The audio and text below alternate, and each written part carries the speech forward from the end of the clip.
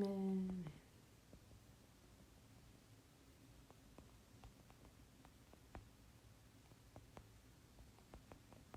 Assalamu alaikum, everyone. I always forget that people are going to come back and watch this, so I don't give the greetings. Assalamu alaikum, peace and the blessings. Family, welcome, welcome, welcome. Historical women and welcome, welcome, welcome to episode 2 of Women in Islam. This episode will specifically focus on historical women in the Nation of Islam that not too many of us know about. With our beloved sisters Maryam, when I add her, historical women in the Nation of Islam. With peace and blessings, peace, peace, peace. Welcome all. I have to find her at. Oh. But yay! Thank you all for tuning in. Oh, she's here.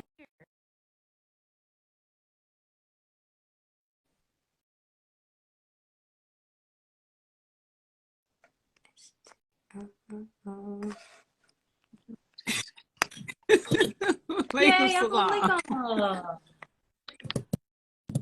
trying to figure out how to Girl, it's fine. I was trying to figure out some stuff too. Like, add okay, here. don't talk about me. I'm in my classroom.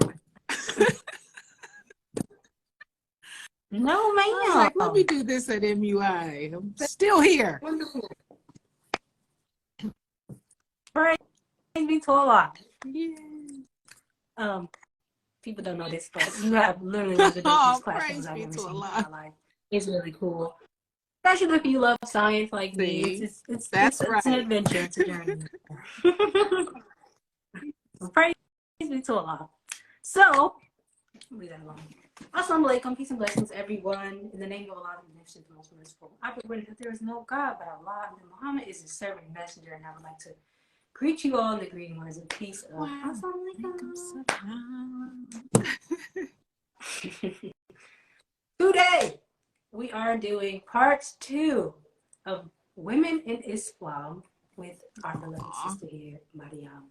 And if you don't mind introducing yourself briefly, I know you already did know last time, but for all the new people, I mean, I'm like, I can't stand talking about myself. But I mean, I'm Maryam K, because there are a lot of Maryams out there.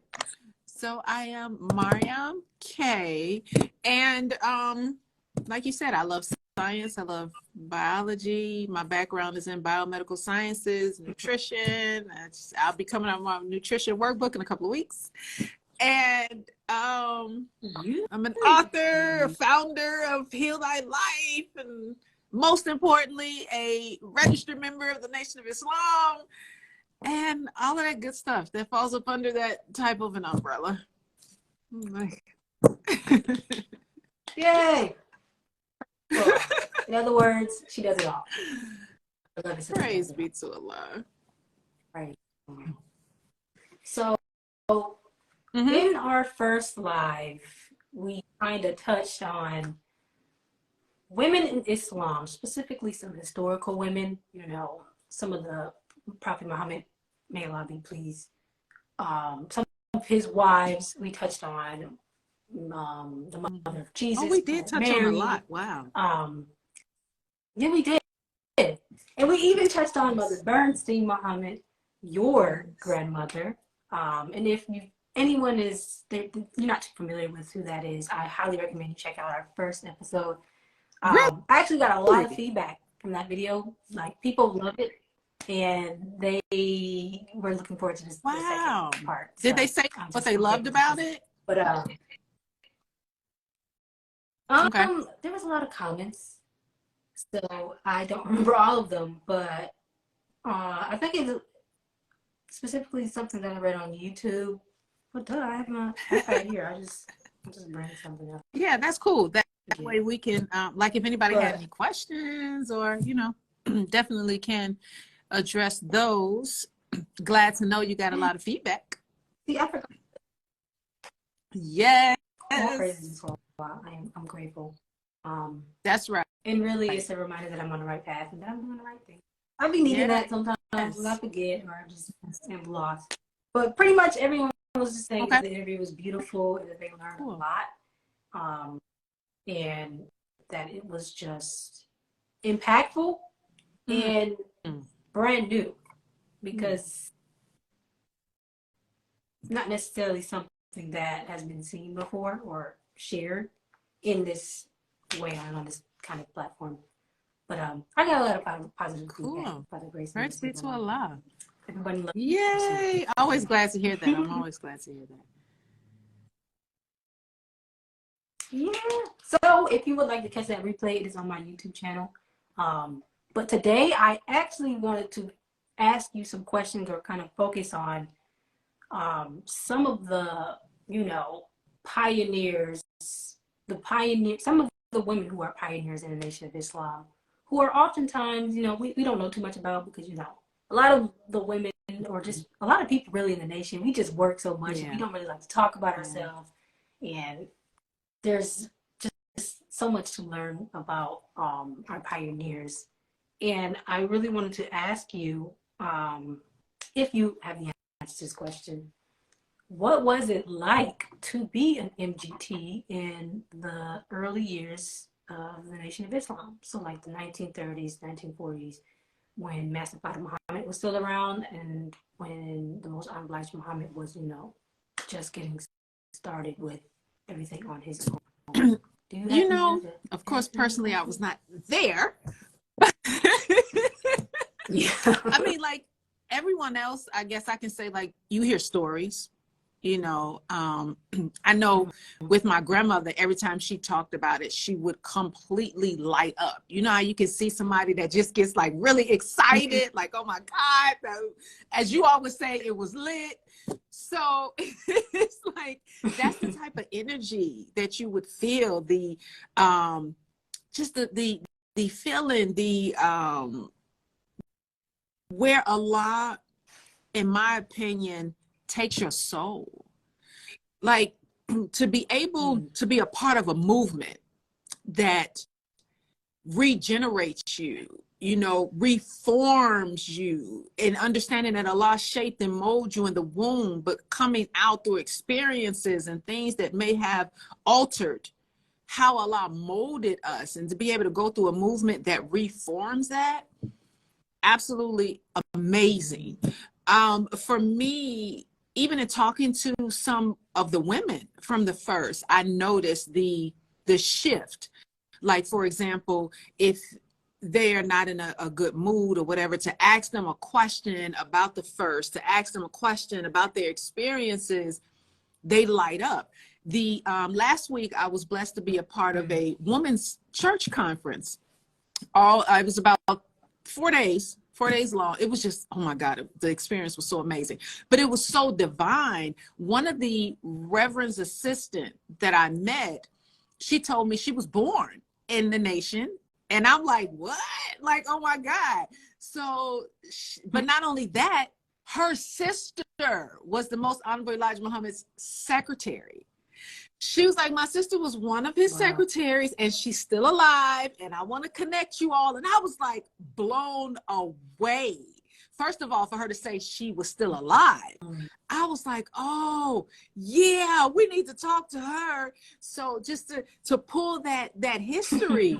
But as she was telling me her experiences, she just kept talking about waking up in the morning and smelling her mother baking bread, or the bean soup being made, or that's always, it seems like when they're talking about like their childhood, that's that heartwarming, like that heartfelt moment. Like, oh my God, I woke up to the fresh smell of the food cooking. So I noticed that with a lot of people's stories who came in under the first rise. So I definitely would say, according to what people have shared with me, it's just always a very uplifting type of emotion and feeling and talk and gratitude, that whether or not you believed that Allah came in the person of Master Father Muhammad, you still have to bear witness to coming in contact with the spirit that gave you life that you've never had before. So it's always very positive. Unfortunately, you do have those who have kind of like the bitter stories or the pain or things of that nature. Thank a lot. I don't come across them too much unless they're family members. Other than that, I mean, it's usually an amazing story of how their life was transformed. Yeah. Mm. So yeah. Mm-hmm. I'm glad you brought up the spiritual piece, because you know a lot of people have a lot to say about the nation, and I spoke about this before, but people can say what they want, but you really cannot fake spirit. Like the way that we move and act and think, you can't fake that, and it's just that's why I don't really care what nobody say. No, and You can't. I The spirit is totally not lying. agree with that, because even, I mean, because this experience was just so awesome last week with I forgot I guess the faith or umbrella they would fall up under, the what form of Christianity it was. But when I tell you, there was no division. Like there was so much sisterhood, and they were so welcoming, because they thought that being a Muslim, we couldn't engage in activities together. And I'm like, are you kidding me? Like, who said that? Like, where's that rule written? So even to understand that regardless of what religious umbrella you fall up under, we're all women of God. And if we understand that, we will stop allowing those titles and things of that nature to divide us, you know. And it's so much division out there because of a title, that I'm like, look, you know, me being a woman in Islam and you being a woman in Christianity does not mean that we're going to go through different types of trials. You have single mothers in all religions. You have women who've been abused by men in all religions. You have women who've been raped in all religions. So it's not like a certain trial comes with a certain type of religion. It's like, look, we got to heal together, because we've all gone through trials and tribulations. We're all promised trials regardless of what religious umbrella you fall under. So I think that was one of the things that we really connected with, and giving each other different tools and resources that all of us can use, again, regardless to what your religious background is. And of course, they lift Mary, the mother of Jesus, and so do we. And the Holy Quran is the only surah named after a woman is Maryam. So it's like, you know, having those common denominators and being able to talk about that, it's like, oh, wow. Okay, y'all cool. Like, so it was really amazing. You can see the transforming that the Spirit of God has done for women, period. Mm-hmm. Yes.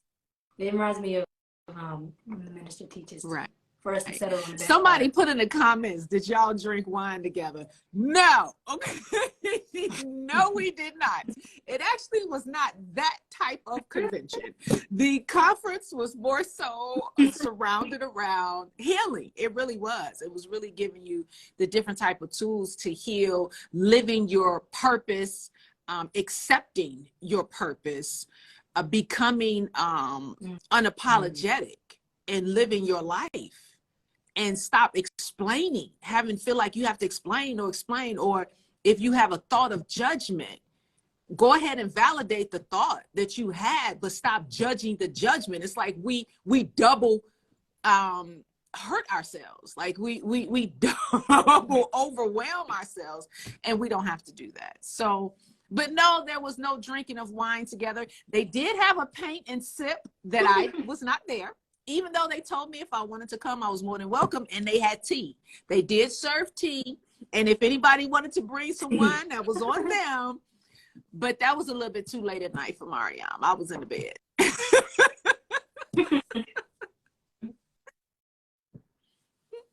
Well, nonetheless, I did. I am happy you enjoyed yourself. It sounds like a beautiful, beautiful trip. And I would love to hear the replay. You're talking about Yes. accepting your Yes. purpose and being Yep. Come unforgiving on. would walk your purpose. Hmm. Yes. I know a lot of us could use Absolutely. that. But Yes. moving into my second question, for those who may not know, who is Mother Clara Muhammad? And it's actually kind of cool that you're actually in the NUI right now. But what exactly did she do, and what exactly did she do in the realm of homeschooling or just rearing So children? Mother Clara did a lot, like a whole lot. From the stories that I was told, even in dealing with the teaching and training of women, the level of concern and compassion that she had for women, to make sure that you was a woman that was loved, but also knew how to love yourself. So to be touched by a woman like that, like personally, I was not, of course, because I wasn't born yet. But talking to aunts, cousins, her children, and the stories that they told about their mother was just how she, as a woman of God, always went over and beyond for other women, let alone her husband. Absolutely, for her husband. But to be a woman in the nation that when her husband was in prison, she ran the nation. For me, that's just like, it's so liberating, because it's like you're telling me that in such a critical time, because they didn't have an example before them like we have before us. So in such a critical time where you're laying the foundation of what those coming after you would follow, Allah designed it in such a way that during a time frame, a woman would lead. We ain't ready for that. We ain't ready. It's like, understand that she was, in a sense, like Mary of Magdalene, who became a messenger for Jesus, because Mary of Magdalene recognized, she was the first one to see Jesus' resurrection. And he made her a messenger by giving her the message to deliver to the disciples that he was still alive. So imagine a woman in that type of capacity, that you're talking to Jesus. You're talking to the Jesus in our midst today. And you are receiving messages from him to deliver to the flock, to come and deliver to the people. Whoo, that's heavy. That's heavy. Like, what? I so love that, because I look at our national MGT captain like that too. She meets with Jesus, receives the message, and brings it back to us as a class.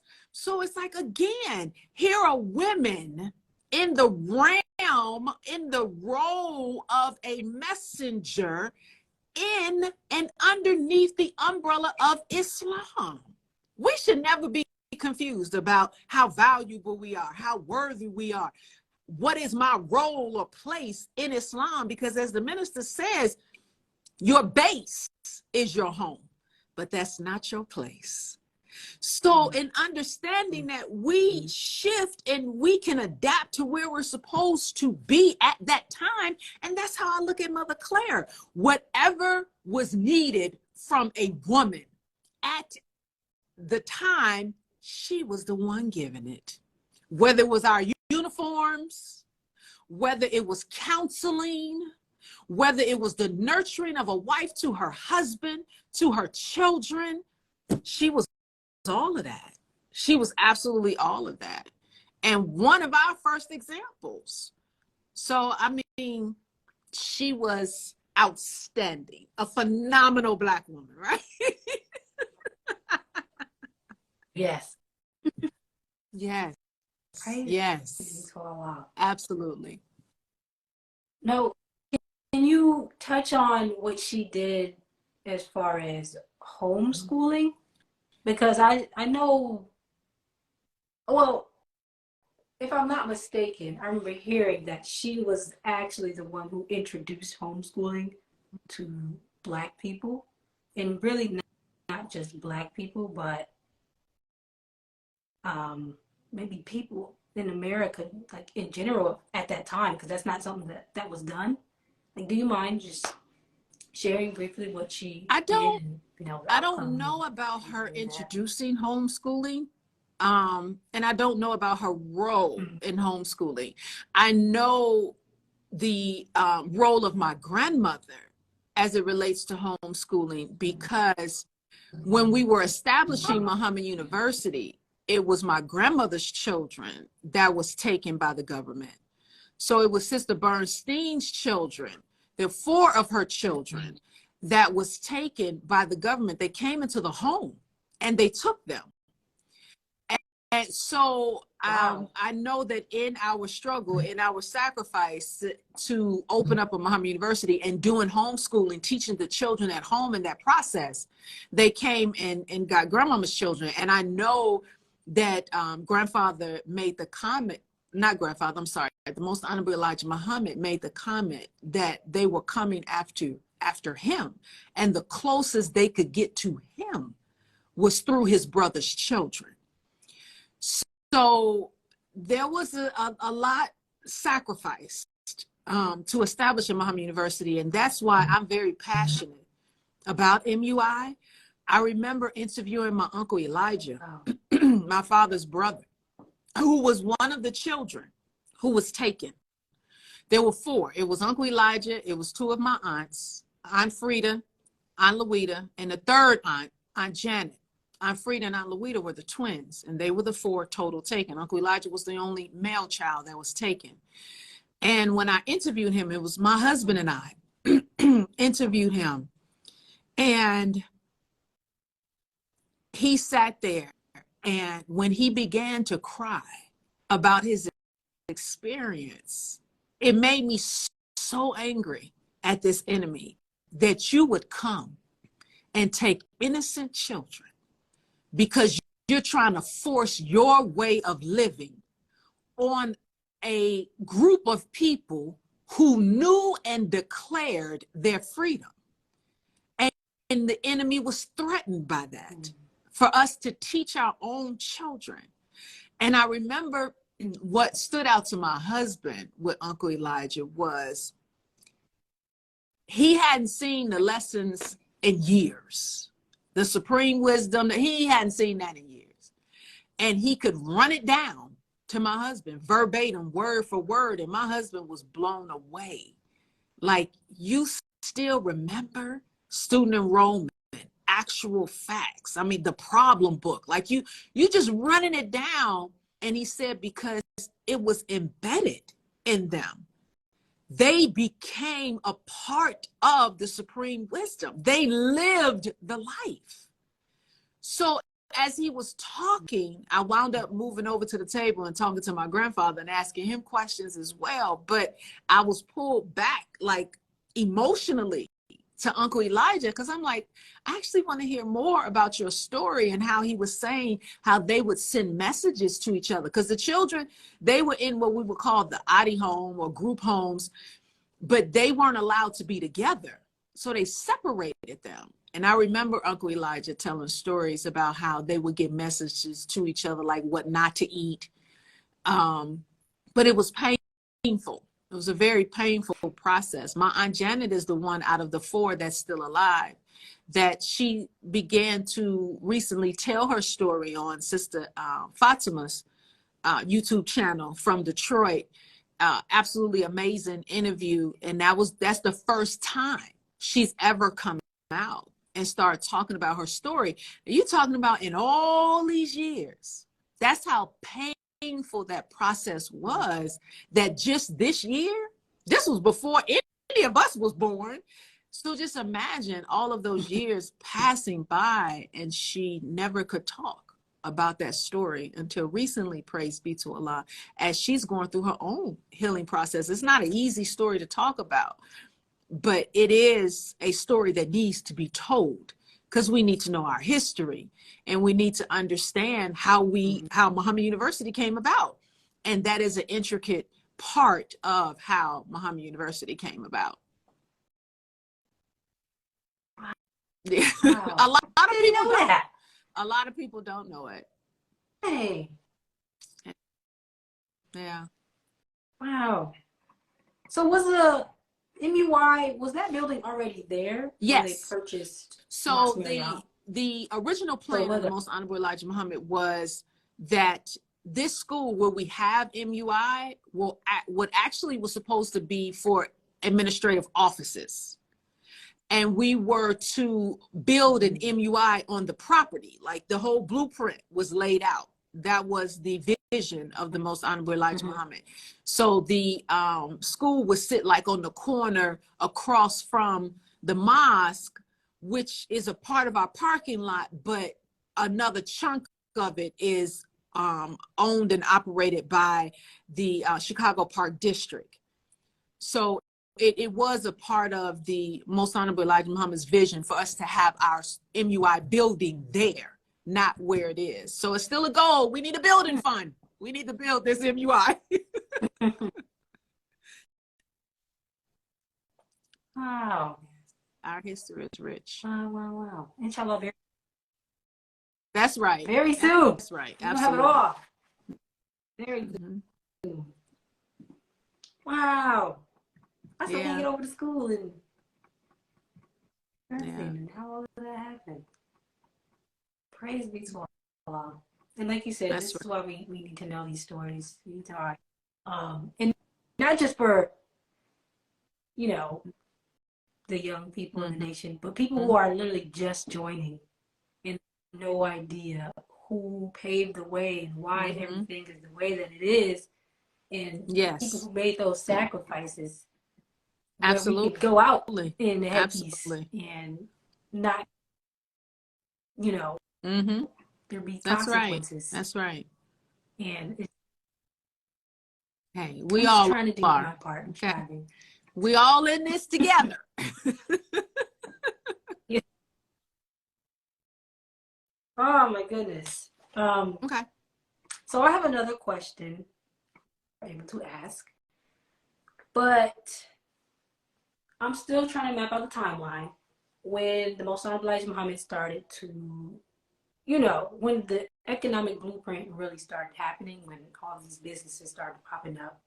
And I kind of wanted to ask, what kind of jobs did the women have, and what roles did they play? I know that we had a grocery store, the Salam restaurant, the Final Call newspaper. Muhammad Speaks. It wasn't Final Call newspaper, it was Muhammad Speaks. Yeah. And there are probably a plethora of other businesses, but what exactly did I had this conversation actually with my father, and it was more so targeted towards the boys, though it was about the brothers, but he wound up talking about it all. So what I was talking to him about was with MUI being a half day, the brothers in the morning and the sisters in the afternoon, what did you do when you weren't in school? So he explained to me when the brothers got out of school, he's like, we went to work. Before the sisters went to school, they were at work. And he said the sisters were at work at like the factories, making the uniforms. Of course, dealing with the restaurants, fish markets. We also had banks. So to think about everything that we had, and this is more so towards the ending years before the Most Honorable Elijah Muhammad departed. So you're not talking about like the beginning. The businesses really started popping. Like, you know what I'm saying? You now in the 40s, well, more so the 50s, I think he said, like 50s and 60s and 70s. You really dealing with now we own property where you have apartments or banks or the fish market, the salam, and then we had everything we needed, the grocery stores. So yes, you had women who worked in those capacities. You also had women who were teachers. We had nurses, you know, we had doctors. And I think that that's an excellent question, because it's an excellent example of how, when we question today, being a woman in the Nation of Islam, should I go to school? You know, should I go into this profession? Absolutely, you should. If I'm a young woman and I'm pregnant, I need to go to a female OB-GYN. I don't want a man touching on me in that way. Well, if we have our own hospitals, then quite naturally we need our own female doctors. So it really showed that example of what it is that we're supposed to follow today. So like the most honorable Elijah Muhammad said, give me, what was it, 4 or 6 of yours, and you know, we'll train up our own. That's how that goes. You know, we go to school, we come back and we teach each other, and then we open up what it is that we need. You look at MUI today, what we got in here, 2, 3 brothers as teachers, the rest are sisters. I mean, so we're in our role, we're in our proper position as they were in the first. Absolutely, yes. You had cooks. I mean, who was cooking at the restaurant? You know, not to say men couldn't be chefs or things of that nature, but I mean, you walked in a Muslim restaurant, you saw the sisters cooking the food. You know, so we had jobs, we had professions. Yes, absolutely. Absolutely. Like the minister said, the home is your base, still not your place. Absolutely. Yes. And we're still working at that. Wow. And I actually want to share that before I joined the Nation of Islam, so I grew up with my father in the Nation of Islam. My mother was not, so I always knew, you know, what it was kind of like to be FOI, not really. But he was just the example. He was only my example. He was my only example of what it meant to be in the Nation of Islam. So growing up, coming into the Nation, I had the understanding that women did nothing but stay at home, took care of children, and took care of their husbands. Like that was, you know, that was what my mind was wrapped around. That's what I was prepared to do after I joined the Nation of Islam. I was like, no, I actually want to do this, you know, let me learn how to do this. But now that I'm in it, that's like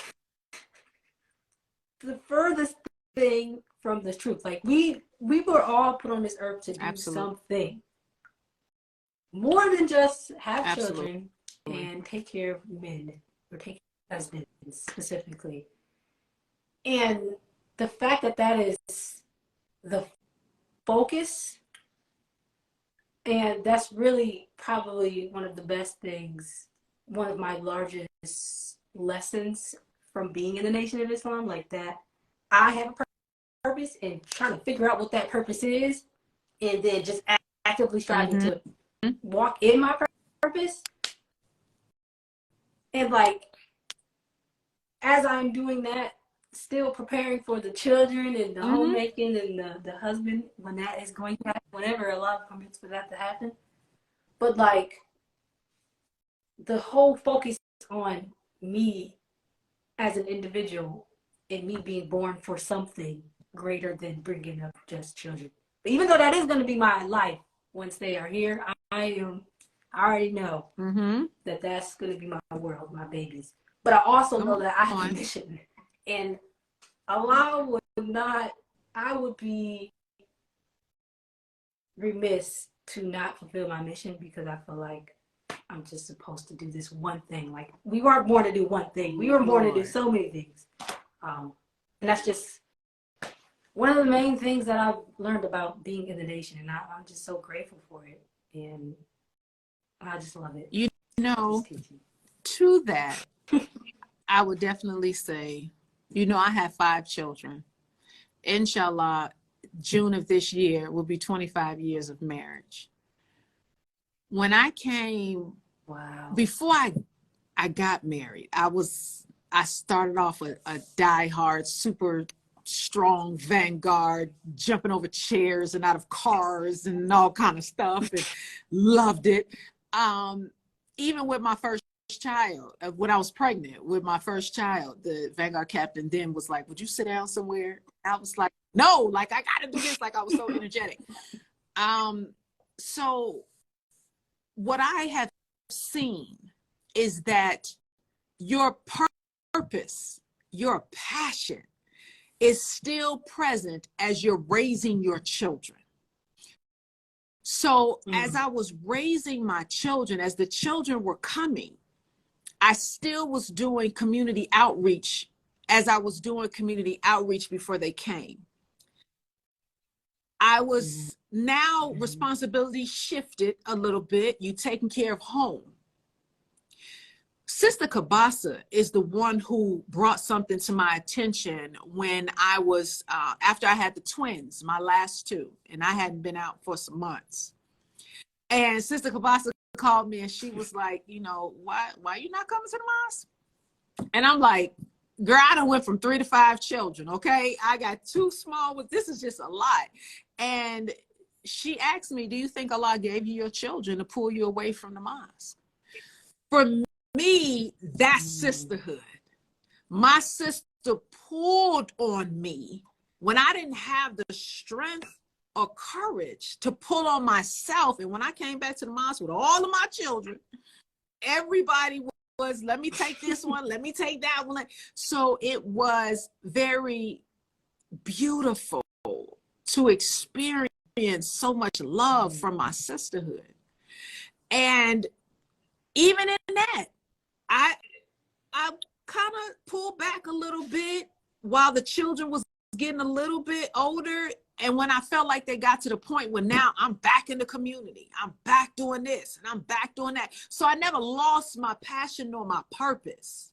I learned when my purpose was to be in play and when my purpose had to chill for a minute because another purpose was in place, which is motherhood, which is being a wife.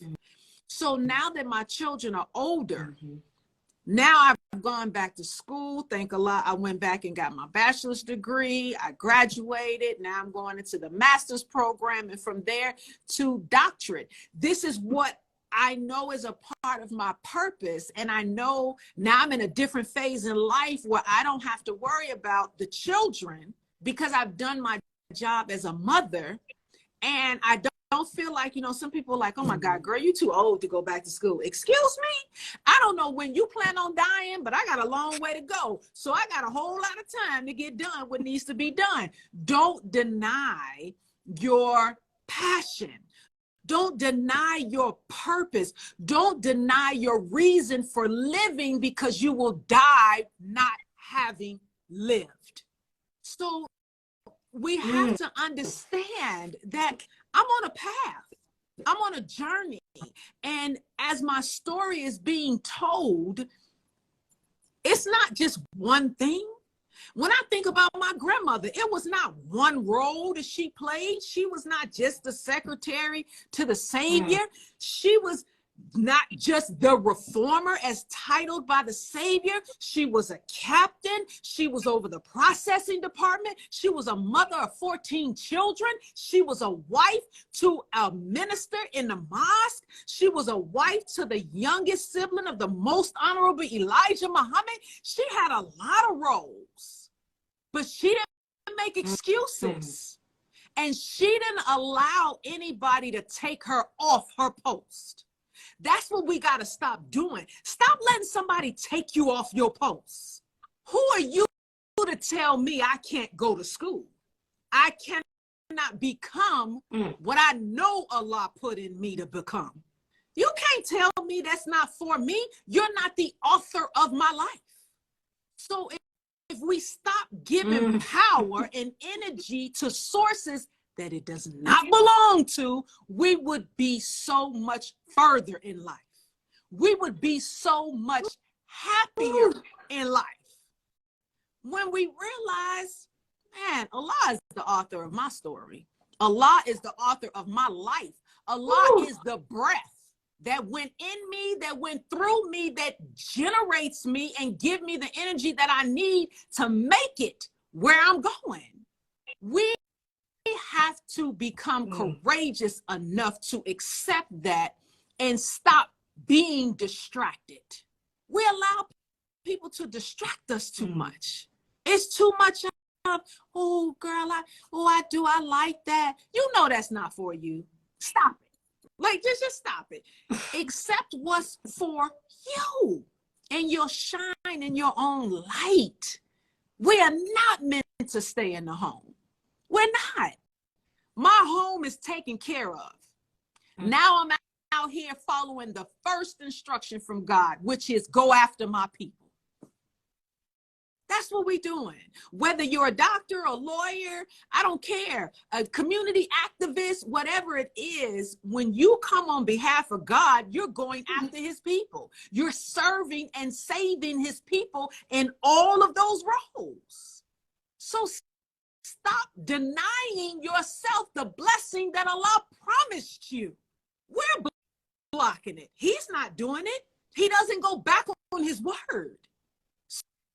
So stop denying yourself that you've let go, not him, because you want somebody to tell you, no, you only supposed to be in the house. Well, if you got a husband like that, he ain't a man of God, because that's not what Allah said. Show me where that's written. I don't care what sector of Islam you follow. Show me where it's written that Allah said. Not somebody who wrote the hadith. I'm not talking about those authors either. Show me a revelation given to the prophet. Show me where Allah said that I'm only supposed to be in the home. And I'll show you where you're a liar. Because even those that try to come with what the prophet said, the prophet's first wife was a business owner. He worked for Khadijah. That's how they met. So you're going to tell me her role was in the home? She inherited the riches of the family. She ran the business. Stop it. How do we have nurses and doctors and teachers? And how do we have that if women are supposed to stay in the home? You're lying to yourself by trying to convince yourself that we're supposed to stay in the home. No. When my husband comes home, it's clean. Is dinner made? Absolutely. I still do my due diligence. I still am in my role as a woman of my home, but Allah put in me how to master many things, not just the home. But as I move, I am the house. So wherever I go, the house is with me. It's within me as God is present as well. So if we just understand that, we will stop walking around with our heads down, with our shoulders slumped, trying to figure out, Allah, what do you have for me?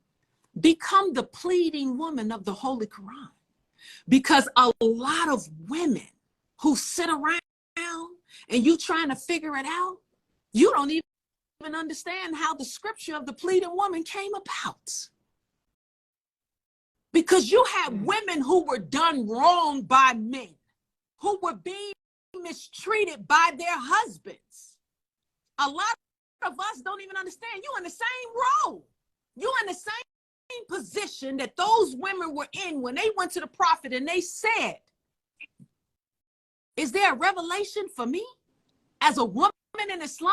And the prophet is responding, I haven't received one yet. And then women surrounded his home and sat there and prayed to Allah, pleading to send a revelation to the prophet that would free them from their circumstances.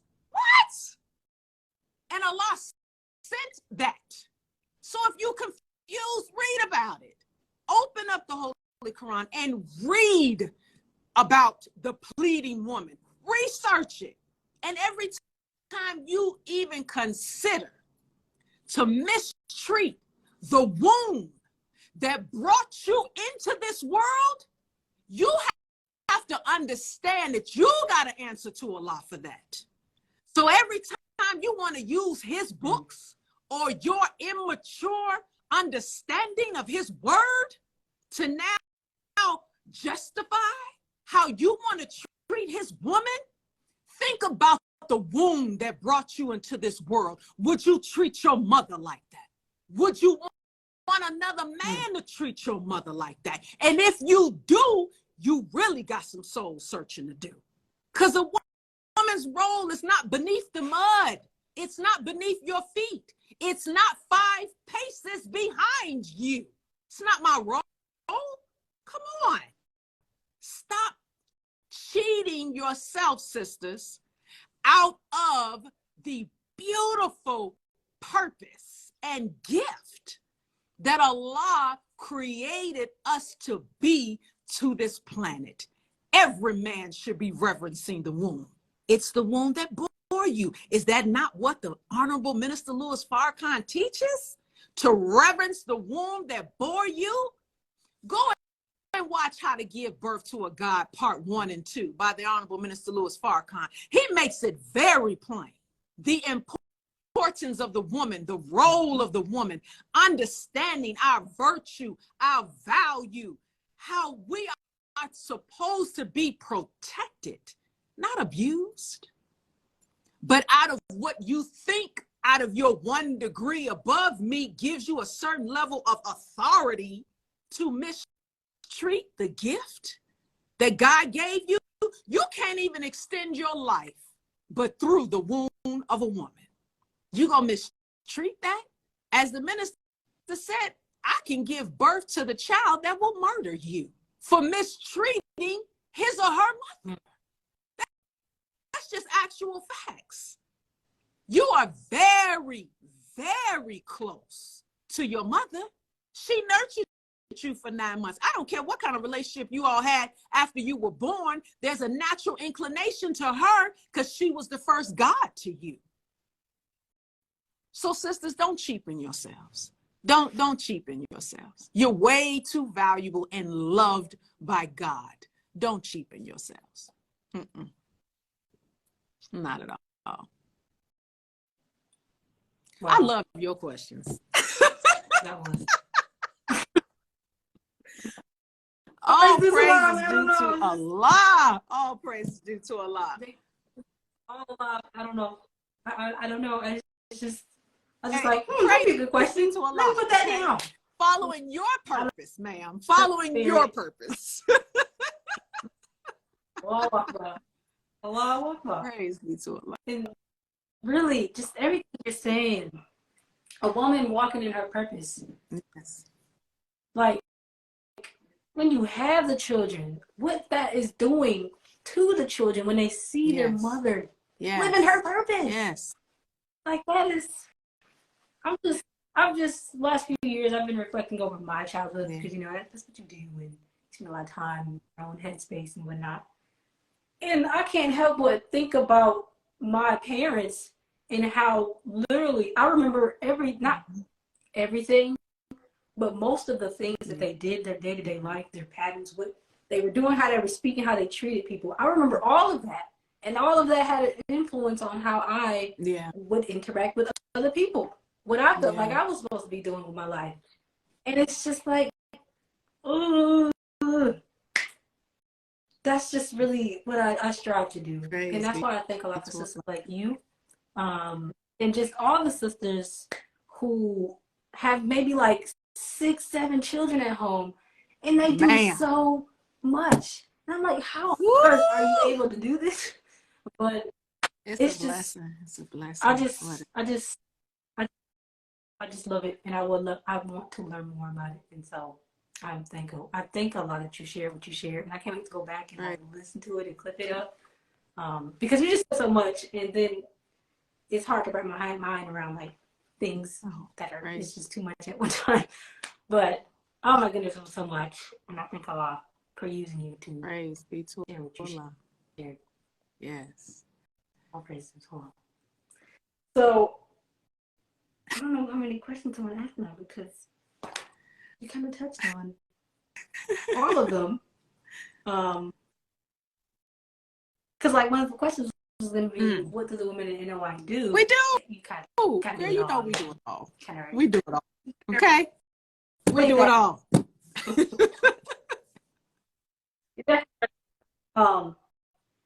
kind of brought this up about 10 something minutes ago, how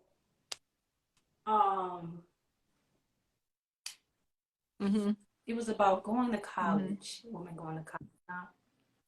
So my question for you is, why did the Most Honorable Elijah Muhammad at the time, I don't remember when this was exactly, why didn't he desire for women to go to college?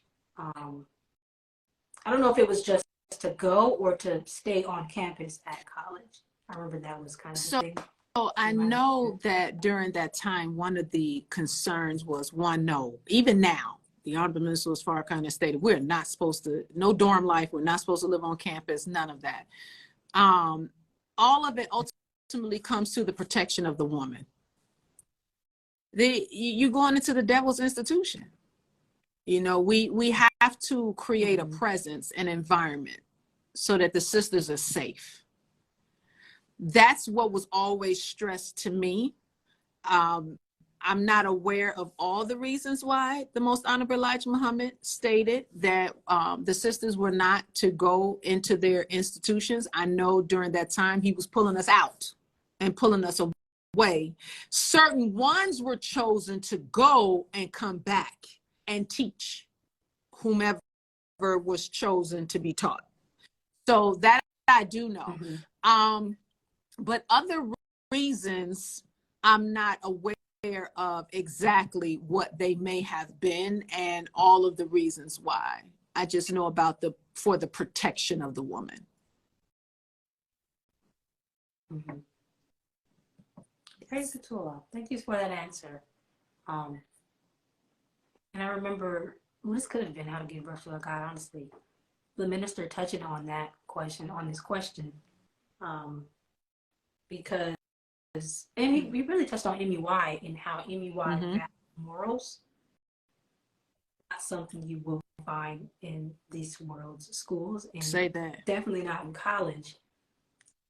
So, what MUI does is it instills morals, but it also gives us the education, because education without morals is a disaster. Is what we see in this world. People have doctorate, people have bachelor degrees, they're doctors, lawyers, whatever, but they are still battling demons. And we are still doing terrible things.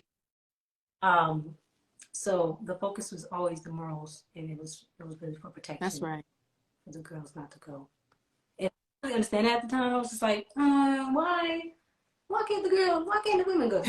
That's not necessarily right with me.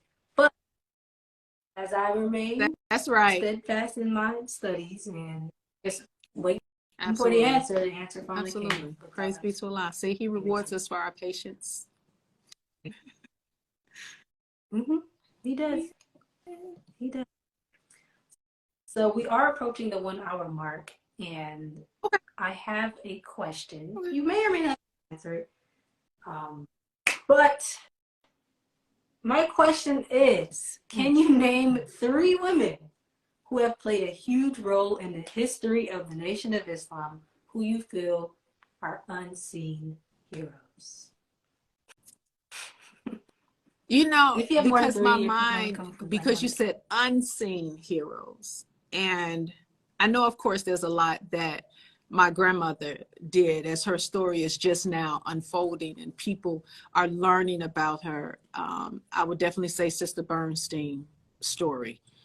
She would be one of the untold ones. I think Sister, who was our National Vanguard captain, Sister Sharifa Muhammad, who was Sister Stephanie when I first came into the Vanguard class. I think she is another one who is an untold story, even though, you know, you hear bits and pieces of her, but her story is so magnificent. She absolutely was a soldier, sacrificed, loved the sisters.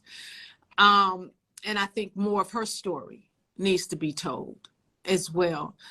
Do you mind sharing like something briefly about her? Because I don't know anything So about Sister, she unfortunately. was very just, Captain, represented equality.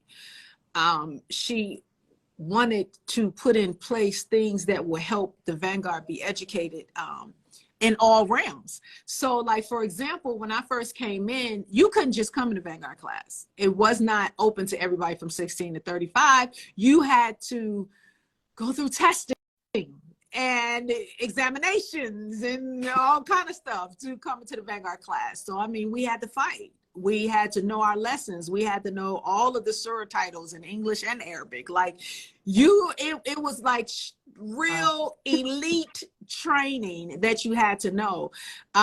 We had Vanguard retreats every year where we were taught. You were taught and trained the teachings. You were taught and trained self-love, self-care.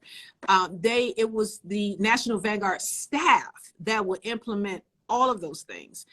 And even if you wanted to be a businesswoman, it was so much that was given to us.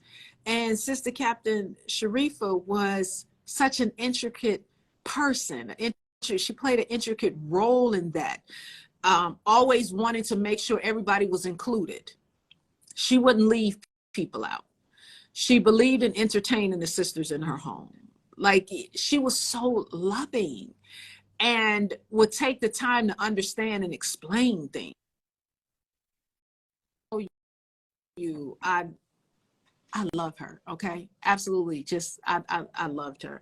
I remember when I first met her. It was the year of the Million Man March, or either the year before, but our first interaction was 95, the year of the Million Man March. She snatched me up and put me on post. That was right on dignitary protection too. I mean, like, she had a gift of identifying soldiers. She really did, because she wouldn't do that with anybody, but she had a gift, and she knew I would hear and obey, and I followed instructions and did everything she told me to do. So it was like a no-brainer that I was supposed to come into the Vanguard class. So she was that type, of a person. Another person, I know we hear her name a lot, but I don't think we really know. She's made a great sacrifice, and that's Sister Captain Nuseba. Oh my God, who was formerly Sister Captain LaShonda, like top soldier. Like, even though I'm taller than her, I'm tall girl 2, and she's tall girl 1. Okay, so she's always been like that loving big sister for me. She's always been very supportive in my purpose, pushing me aggressively. Like, no, you gonna do this. Like, so just having that representation of sisterhood for me is definitely Sister Captain Nuseba. I think that there are so many. Because I'm definitely gonna say Sister Kabasa. As much as Sister Kabasa don't like to be put in the forefront, she is an untold story. She is a soldier. She loves. You sick, she gonna cook for you. She does these beautiful baskets. We've been on the road serving the minister. I mean, like, just absolutely amazing sister. So there's so many of those that their stories are not being told right now, but I do believe that one day they will. But the beautiful thing about these sisters is they don't care about their story being told. They just want to serve. And that's what I absolutely love, because I mean, in my mind right now, so many just stories are going through my mind of the year of 10-10-15. When a minister was on the road and we driving to these cities, and I'm driving our national MGT captain, and we going to these cities to flip the suite around and replace the bedding and put the floral, all the flowers up and the dishes and serve at the table. And what, girl, them days was exhausting, but it was worth it. It was absolutely worth it. And there are a list of sisters who dedicated their lives to that. You have the Sister Waziras, you have the Sister Crystals, you have the Sister Ginas, you have, Sister Noelani. There's so many that there's this list of these young sisters too that work hard, that sacrifice. Yes, Sister Aaliyah. So it's like there's so many, and that's just Oh, Chicago. man. We just named Chicago. That's not even including other cities of sisters who sacrifice for the Honorable Miss Louis Farrakhan, who sacrificed for their nation, who sacrificed for the sisterhood.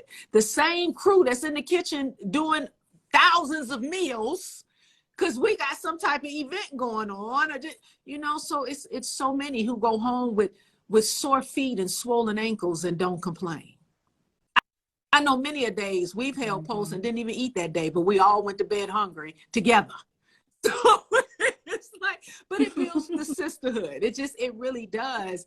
And it makes me, it may sound strange, but it really makes me more grateful to Allah to be able to live a story like this, to be able to say, I'm a disciple, and be able to say that and mean it and can prove it. That's a beautiful blessing. And for those that may feel like, well, I've never been able to serve in that capacity, you still a disciple for yourself. You servicing the vessel that Allah gave you.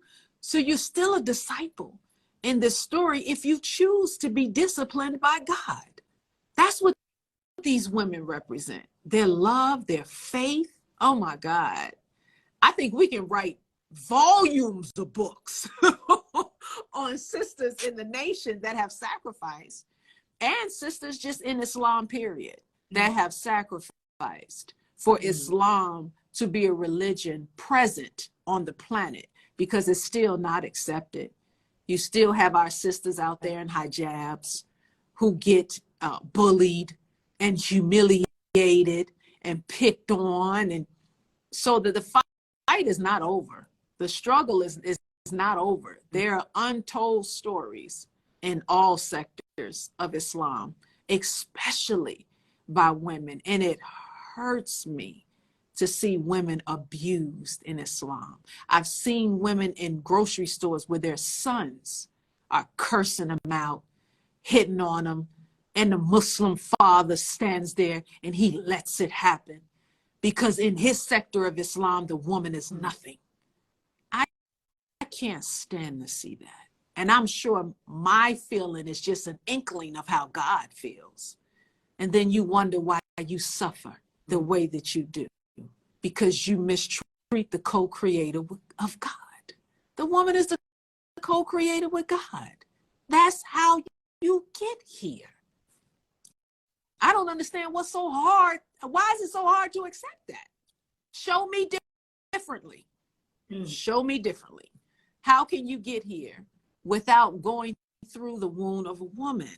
Oh, sisters, please understand how important you are, because you're not, none of us are worth being abused. None of us. Verbal abuse, physical abuse, the misuse of the woman. Stop doing it to yourself. Some of us, it's not another person doing it to us, it's us doing it to ourselves. You deserve so much more. God has promised you so much more. Don't do it. Let that pain go. We hold on to everything. Let it go. Let that tug of war go. What you pulling on your pain for? Let go the rope. Allah already said, give it to me. Give it to him. Let him have it. Allah, God, Jesus, I don't care what you call the creator of your life. Give it to him. He's promised you to take it up off of you. You're holding it on yourself. Let it go. Let it go. Girl, in a minute, we're going to go to church. But I love it. I love these type of dialogues. And I was just asking Sister Carmela earlier today for permission to have once a month a sister circle at her restaurant, Eat to Live, where we can come in person and have these type of dialogues with each other and help each other. Yeah. Girl, I'm like, look, when I tell you Maryam has said yes to the process, I'm living my purpose. I'm living it. I am living it with Allah's permission, and we're going to come together. We're going to heal each other, and we're going to love on each other, and we're going to have some fun, okay? Oh my Come God, I would on. love Yes. that. Yep. And Sister Carmela was like, my place Yeah. is your place. Let's do it. I was like, oh, praise be to Allah. I love her so much. Like, praise be to Allah. Yes, yes, yes. That would be so much fun. So much fun. Yes. Okay. Exactly. Carmela. Yes. That's a soldier right there. Okay. And the way she feeds the homeless and those that don't have, and will make your check smaller so you can afford to feed your family or feed yourself. She is amazing. It's not a lot of people out here who does that, and without thinking about their bills that's not Sister Carmela. She gonna feed you first. I'm like, see, that's a mother. You got like a grandmother. Like, well, I'm gonna feed this baby. That's Sister Carmela. Oh, yes. Right. Oh, praise be to Allah. And maybe we can, those days that we do the sister circle, we can maybe do just a snippet of maybe a YouTube live or something so others can join in for a moment. But, I do believe some things need to be done in person because some things are very private. They're not public. And a lot of things that women deal with, we need to be in an environment where it's just women so we can really deal and really heal from what we're carrying. Mm-hmm. That's why I think a lot of Sister Anissa for coming up. The women's, yes, the Sister Circle, Women's Circle. Yeah. Because back in 2021, when I first moved into my apartment and I was just working and I wasn't talking to anybody, that helped me so much. Like, just having women that I can go to and hear their stories that are a little older than me, being, I think I was like 21, 22 at the time. And like, hearing how they overcame what they overcame. And it was just so beautiful. And to be able to, I was going through it, and them just being so kind and just answering the questions. And it's so beautiful. And we really do need that. We do need the Sister Circle. We need safe spaces where we can ask questions and get the answers and not feel ashamed because we're sisters. And yes, I would love that. Praise be to Allah. That's awesome. Yes. Yay. The second is God sent. But we did pass the hour mark. We're at an hour and 38 minutes. I mean, we're at an hour and 8 minutes. And now it's time for me to switch the hat on to the study group coordinator. So I'm like from one hat to the next. Many hats. But I mean, praise be to Allah. This was definitely needed. And I think it's something we should continue to have. Kenya is supposed to come on next time. She wasn't. I called her today and I was like, oh, I'm sorry. I did. I was like, I'm sorry I called you the day of. I should have called you a couple of days ago. But she gonna come on here too. We need to dialogue. She can't run long. I told her, I said, we need you on the show. She was like, I don't know about that. Like, ma'am. In the class oh my God. Oh Allah. Oh Allah. But inshallah soon. That's right. It's only the beginning of something. Inshallah, that will grow into something that will help women all over the world. That's obedient. Come on. And stop listening to my thoughts and listen to Allah. Yes. But thank you so much again for your time. Thank you for having this beautiful platform. Amazing. Thank Allah. It's not me. I have no idea where any of you all come from. I don't know. That's right. All praises due to Allah. That's right. He makes it all happen. Yeah. Thank you all for tuning in. Yes. Thank you so much. Inshallah, episode. I will be uploading this to my YouTube channel for those who are like, I don't want to watch this on Instagram. It's gonna be on my YouTube. So click the link in my bio. Right. My YouTube link is right there. You can subscribe. And that is all. Catch you all in the next video. May Allah continue. Walaikum salam. Assalamu alaikum.